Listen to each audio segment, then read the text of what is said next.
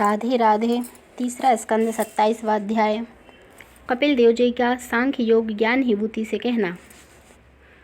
कपिल देव जी बोले, हे देवहूति, अब मैं सांख्य योग का ज्ञान तुमसे कहता हूँ, चित्त लगाकर सुनो। पर तुम इस ज्ञान को बहुत अच्छा जानकर दूसरे किसी से मत कहना। यह ज्ञान जल्दी सब मनुष्यों को नहीं मिलता। संसारी व्यवहार को तुम झूठा समझो, कभी सत्य मत समझना। कदाचित तुमको यह संदेह हो कि जब संसारी व्यवहार सब झूठा है तो संसार में जो यज्ञ तप आदि धर्म और पाप की बात मनुष्य लोग करते हैं वे भी झूठी होंगी। जो पाप और पुण्य की बात को सत्य मानकर उसे कभी झूठा मत समझो। जिस तरह कोई मनुष्य किसी स्त्री से जागते समय मिलने की चाहना रखकर उसी ध्यान में सो जावे और स्वप्न में उसी स्त्री से भोग करके उसका वीर गिर पड़े तो उसका योग करना झूठा और वीर का गिरना सच्चा होता है, उसी तरह यह संसार झूठा है। पर जो पाप पुण्य मनुष्य करते हैं उसके बदले सुख और दुख अवश्य भोगना पड़ता है। इस बात का एक इतिहास मैं कहता हूँ, सुनो। एक मनुष्य लकड़ी का बोझ वन में काटकर अपने सिर पर लिए हुए वन में जाता है। जब वह धूप की गर्मी से राह में थक गया तब वृक्ष की छाया में सिर अपना बोझ उतारकर एक कुआं पर पानी पीने के उपरांत बैठकर सुस्ताने लगा। उस समय उसने क्या देखा कि एक सवार घोड़ा घोड़ाए दौड़ाए उस कुआं पर पानी पीने के लिए चला आता है। उसे देखकर लकड़ी बेचने वाले ने मन में कहा कि हमको भी घोड़ा मिलता तो सवार होकर चलते। बोझा उठाने और पैदल चलने से पैर जलते हैं, इसी विचार में वह कुएं की जगत पर सो गया। स्वप्न में उसको घोड़ा मिला। जब वह उस पर सवार होकर कुदाने लगा तब घोड़े पर से गिर पड़ा और उसी स्वप्नावस्था में वह उछला तो कुएं में गिर पड़ा। कुएं में गिरने से उसके हाथ पैर टूट गए। सो हे माता, उसको घोड़ा मिलना झूठा और कुएं में गिरने से चोट लगना सत्य हुआ। इसी तरह संसारी सुख झूठा समझो, पर मनुष्य को पाप करने से दंड अवश्य मिलता है। जब लोगों ने उस लकड़हारे को निकालने का उपाय किया तब उसने कुएं में से कहा, मैं स्वप्न में घोड़े पर चढ़ा था, उसका यह फल पाया। जो लोग नित्य घोड़े पर चढ़ते हैं वे ना जा मालूम कैसे गहरे कुएं में गिरकर दंड पावेंगे।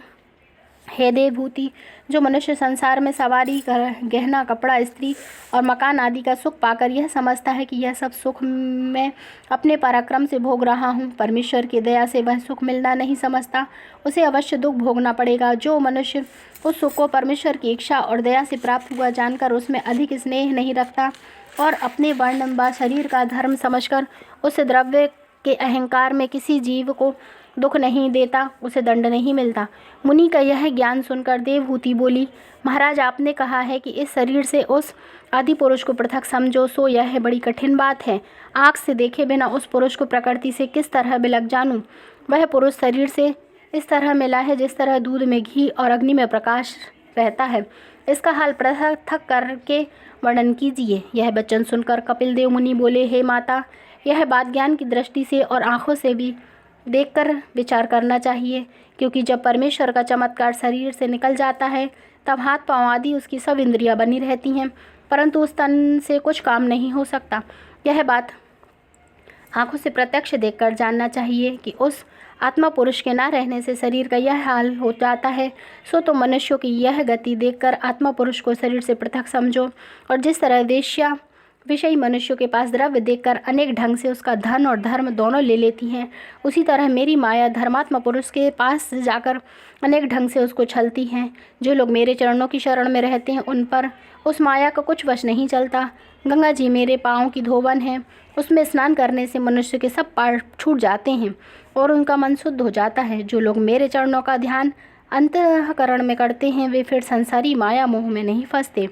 जिसने पारस पत्थर पाया वह कांच के झूठे नग की चाह नहीं रखता। संसार में उनकी सब कामनाएं पूरी होती हैं और मरने उपरांत परलोक का सुख मिलता है। जिस तरह बेटा के भोजन करने से बाप का पेट नहीं भरता और दूसरे के पास रखा हुआ द्रव्य समय पर काम नहीं आता, उसी तरह शरीर को आत्मा से अलग जाने बिना ज्ञान नहीं प्राप्त होता। ऐसा ज्ञान जानने वाले जीवन मुक्त होते हैं। यह सब ज्ञान सुनकर देवहूति बोली, हे महाप्रभु, मैंने आपके ज्ञान सिखलाने के अनुसार आत्मा को प्रकृति से विलग समझा, पर तत्काल इस मन का संसारी जाल से विरक्त होना और नारायण जी के चरणों में ध्यान लगाना बहुत कठिन है। जिस दिन से तुम्हारे पिता तप करने के लिए गए हैं उस दिन से एक क्षण भी मुझे नहीं भूलते। मेरा मन उन्हीं की चिंता में लगा रहता है। ऐसा कोई उपाय बतलाइए जिससे सहज में ज्ञान और मुक्ति प्राप्त हो। यह बात सुनकर कपिल देव जी बोले, हे माता, हम भक्ति योग का सरल मार्ग तुमसे कहते हैं, सुनो। कदाचित कोई परमेश्वर के मिलने के लिए अपना मन धीरे धीरे लगावे तो उसकी भी मुक्ति होती है। जिस तरह कोई मनुष्य जगन्नाथ जी या मथुरा को जाने की इच्छा से घर के बाहर निकले और नित्य रास्ता चलता रहे तो एक दिन ठिकाने पर पहुंच जाता है, और जो रास्ता न चलेगा वह किस तरह पहुंचेगा। जब राह में बटोही थककर किसी से पूछता है कि टिकने का ठिकाना कितनी दूर है, यदि वह मनुष्य टिकने का स्थान निकट बतलाता है तो थकने पर भी उसे चलने की सामर्थ्य हो जाती है और वह ठिकाने पर पहुंच जाता है। टिकने की जगह दूर बतलाने से आगे ना जाकर उसी जगह टिक रहता है। उसी तरह हम तुमसे कहते हैं कि भक्ति, योग, पूजा पाठ, व्रत, नियम और परमेश्वर की कथा व कीर्तन सुनना सहज रहा है। जो लोग चित्त लगाकर ये सब काम करे वह भी मुक्ति पा सकते हैं। पूजा कई प्रकार की होती है। एक तामसी पूजा है जिससे यह प्रयोजन रखते हैं कि मेरा शत्रु मर जावे। अनेक मनुष्य लोगों के दिखलाने के लिए देर तक माला फेर कर पूजा करते हैं जिसे देखकर लोग हमारा विश्वास करें। दूसरी राजसी पूजा है जिसमें नारायण जी के नाम पर मनुष्य से कपड़ा, रुपया, मिठाई व सुगंधादिक लेकर उसको अपने खर्च में लाते हैं। शालिग्राम व लक्ष्मी नारायण की मूर्ति संसारी सुख प्राप्त करने के लिए पूजे जाते हैं। दूसरे के घर जो ठाकुर व शालिग्राम होते हैं उनसे भक्ति व प्रीति नहीं रखते। तीसरी सात्विक की भक्ति व पूजा मुक्ति पाने के लिए करते हैं। चौथी निर्गुण पूजा वह है जिसमें मुक्ति की भी इच्छा न रखे, जो यज्ञ, पूजा, दान, व्रत आदि शुभ कर्म करे, सब परमेश्वर के नाम पर अर्पण कर दे, उसके बदले में कोई कामना न करे। मेरी कथा व कीर्तन सुनते समय करुणा के स्थान पर रो देवे, हर्ष की जगह प्रसन्न होकर मेरे ध्यान में मगन रहे। उन भक्तों से मैं बहुत लज्जित रहता हूँ।